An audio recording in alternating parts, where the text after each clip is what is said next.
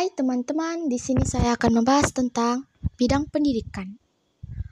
Sebelum saya membahas ini, teman-teman tahu pendidikan itu apa? Pendidikan adalah pengetahuan yang diturunkan dari satu generasi ke generasi selanjutnya melalui pengajaran atau bisa dibilang penelitian. Nah, oke, mari kita bahas secara dalam. Pendidikan di Indonesia sudah ada sejak tahun 1901 loh teman-teman. Waktu zaman Belanda menduduki Indonesia. Saat itu Belanda mendirikan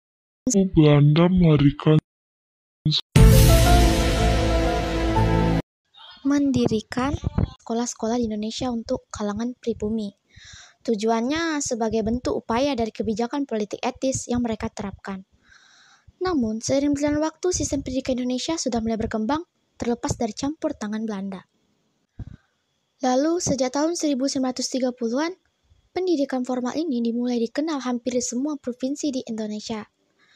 Namun, kondisi ini berubah ketika Jepang datang. Di masa pendudukan Jepang, sistem ini digantikan. Pertama, bahasa Indonesia dijadikan bahasa resmi pengantar pendidikan menggantikan bahasa Belanda. Kedua, sistem pendidikan diintegrasikan.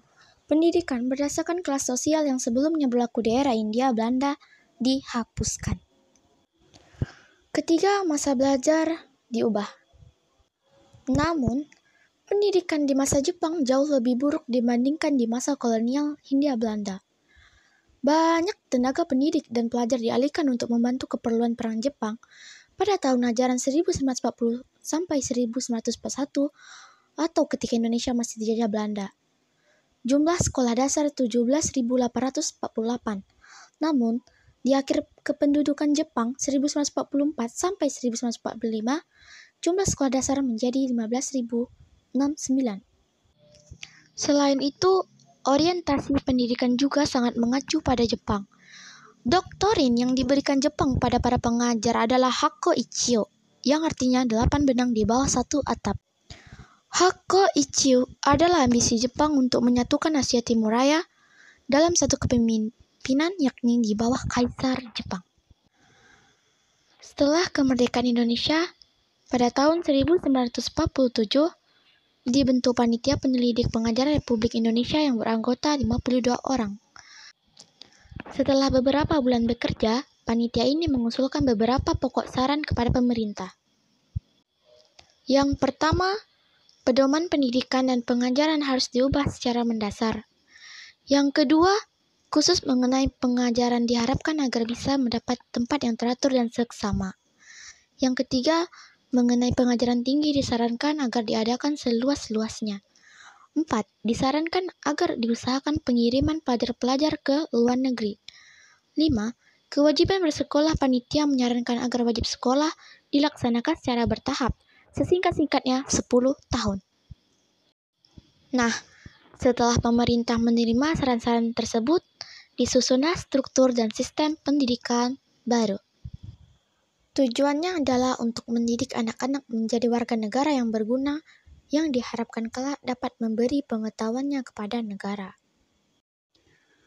Setelah sistem pendidikan baru terbentuk, terdapat 4 tingkatan yang diberikan. 4 tingkatan tersebut adalah pendidikan rendah, pendidikan menengah pertama, pendidikan menengah atas, dan pendidikan tinggi. Kita masuk ke dalam kurikulum. Kurikulum telah diterapkan di Indonesia oleh pemerintah Hindia Belanda dan Jepang sebelum kemerdekaan Indonesia. Namun, setelah Indonesia merdeka, kurikulum di Indonesia telah berubah beberapa kali pada masa Orde Lama, Orde Baru, dan Reformasi. Orde Lama. Pada masa Orde Lama, kurikulum di Indonesia mengalami 3 kali perubahan. Periode pertama, penetapan kurikulum ditetapkan pada tahun 1947 sampai hingga tahun 1949. Periode kedua diterapkan pada 1952 hingga 1960. Periode ketiga, kurikulum ditetapkan pada 1960 hingga 1964.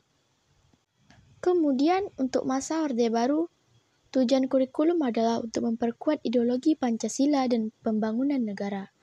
pada masa ini telah terjadi 4 kali pergantian kebijakan kurikulum.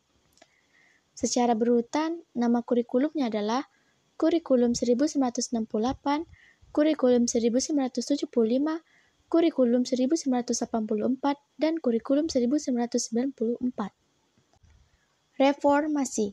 Setelah kurikulum masa Orde Baru berakhir, di masa reformasi telah terjadi pergantian kurikulum sebanyak 3 kali. Nah, jadi itu perkembangan bidang pendidikan. Oh iya, di sini pasti udah tahu siapa Ki Hajar Dewantara, ya kan? Nah, mengapa Ki Hajar Dewantara dikenal sebagai Bapak Pendidikan Nasional? Ki Hajar Dewantara dinobatkan sebagai Bapak Pendidikan Nasional karena jasanya dalam bidang pendidikan di Indonesia. Ki Hajar Dewantara adalah tokoh yang berjuang keras untuk memajukan bidang pendidikan di Indonesia. Salah satunya dengan mendirikan lembaga pendidikan taman siswa. Dan masih ada beberapa pahala Indonesia yang peduli akan dunia pendidikan, seperti Raden Ajeng Kartini, Kiai Haji Hasyim Asy'ari, Kiai Haji Ahmad Dahlan, Dewi Sartika, dan yang terakhir Rohana Kudus.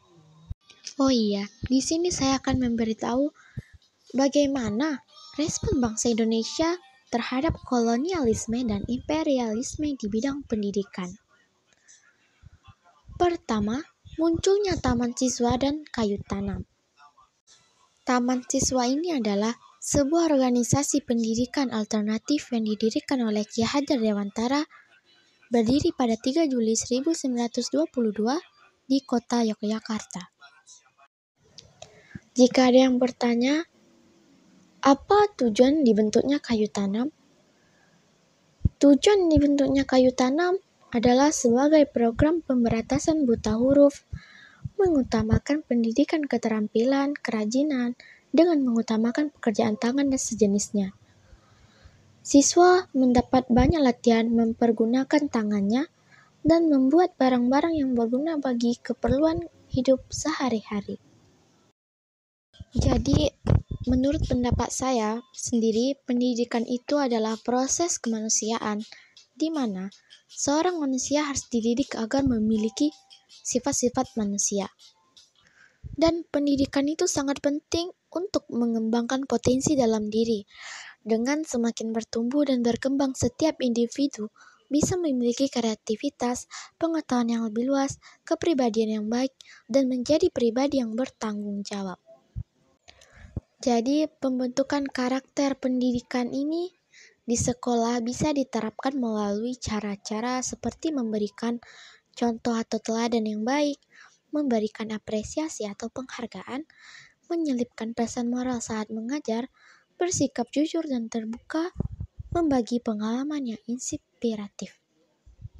Nah, jadi itu dia tentang bidang pendidikan yang saya sampaikan. Mohon maaf jika terdapat kata-kata yang kurang mengerti, karena saya masih proses dalam belajar juga. Jadi kita sama-sama belajar, dan terima kasih.